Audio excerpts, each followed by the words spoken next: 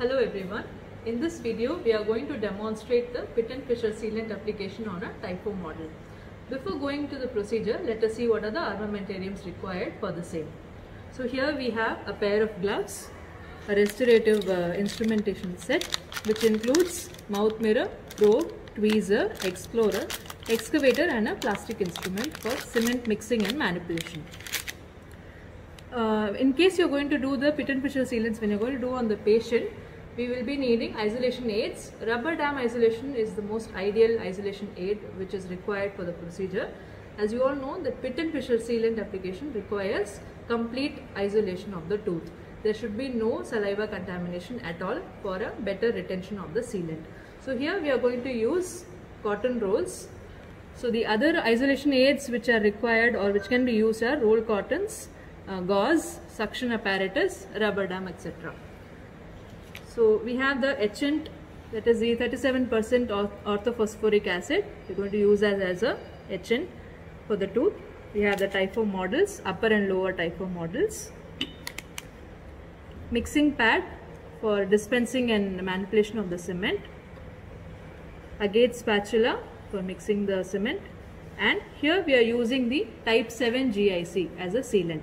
So we can use either type 7 GIC or we can also use a resin based sealant.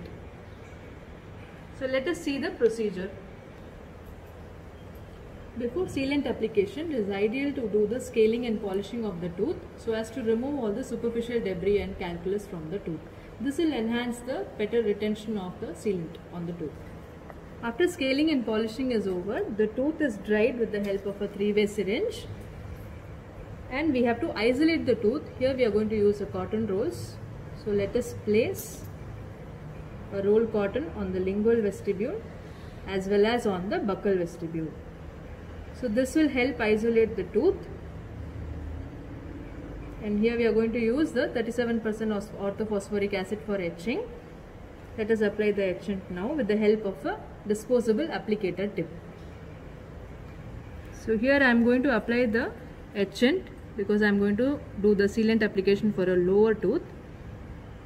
First permanent molar on the mandibular arch.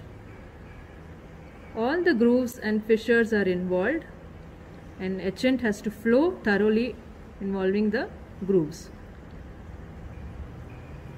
So here as you can see, I have applied the etchant on all the grooves, pits and fissures.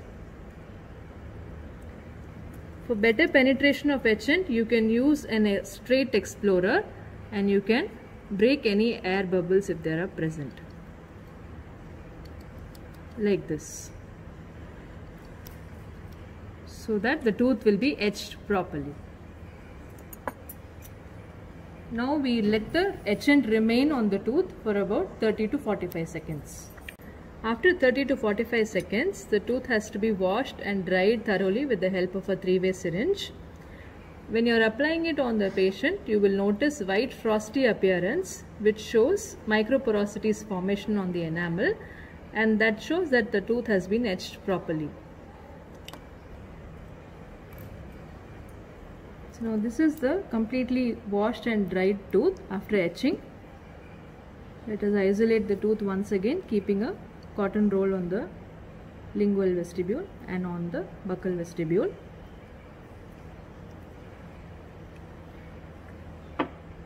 Here I have used 1 scoop of powder type 7 GIC and 1 drop of liquid. The powder liquid ratio for the cement is 1:1. Now we shall mix the cement and place it on the pits and fissures of the tooth.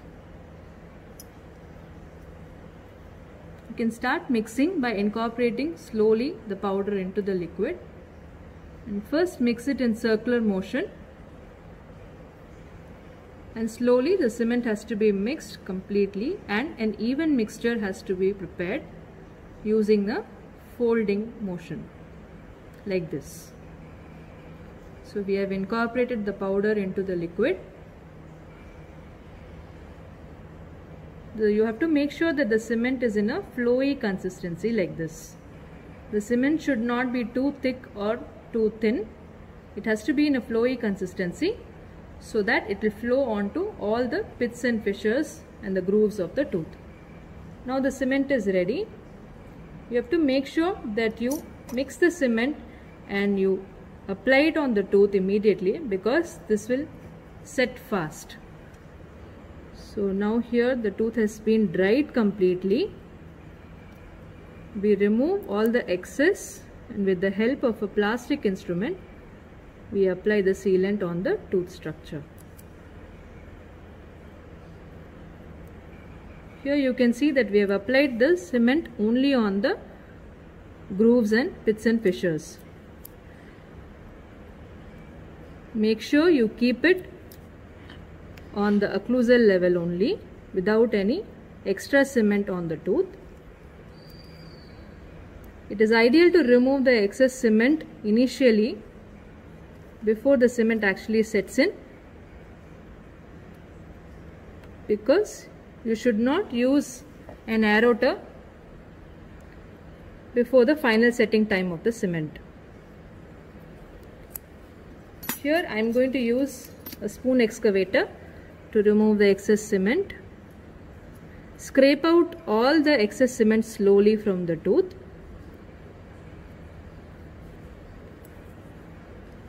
You can use an articulating paper. When you are doing it on the patient, you can ask the patient to bite on an articulating paper, and with the help of an articulating paper and the markings on the tooth, you can check the high points and remove the excess cement from the tooth. Now we have removed all the excess cement from the tooth. Now the cement is present only on the pits and fissures of the molar. So once this is done, this will be the final completed look of the cement. You have to make sure that there is 100% isolation, so as to avoid any saliva contamination, which will lead to a better retention. After the sealant application is done, you must advise the patient not to eat or even drink water for the next 30 minutes, as this will hamper the sealant retention. You have to call the patient after a week's time for review. Check if the cement is intact on the tooth, and also you can ask the patient if they have any high points or any occlusal discrepancies that can be removed with the help of an aerator. And once this is done, it is ideal to call the patient after 3 months and after 6 months. So review and follow-up, regular follow-up has to be there. Thank you.